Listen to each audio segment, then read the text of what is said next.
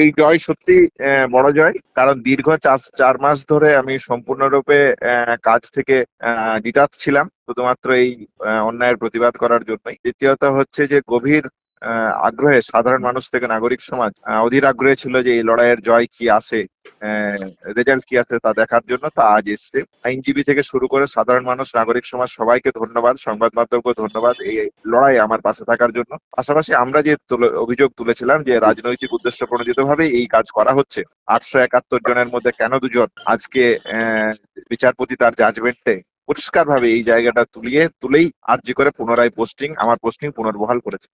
বিচারপতিকে ধন্যবাদ, জুডিশিয়ারিকে ধন্যবাদ জানিয়ে আমি বলতে চাই, এই উদ্দেশ্য প্রণোদিত রাজনৈতিক উদ্দেশ্য প্রণোদিতার মধ্যে দিয়ে রাজ্য সরকার যদি মনে করে যে অভয়ার ন্যায় বিচারের আন্দোলনকে সে প্রতিহত করতে পারবে, তাহলে এই ধারণা ভুল ধারণা। আজকের এই বিচার এই ভুল ধারণা একবার ভেঙে দিল। সরকার যদি এই ধরনের প্রতিহিংসামূলক পরায়ণের দিকে এগোয়, তাহলে এই ধারণা বারবার আমরা ভঙ্গ করব। অনেক ধন্যবাদ, অনেক ধন্যবাদ।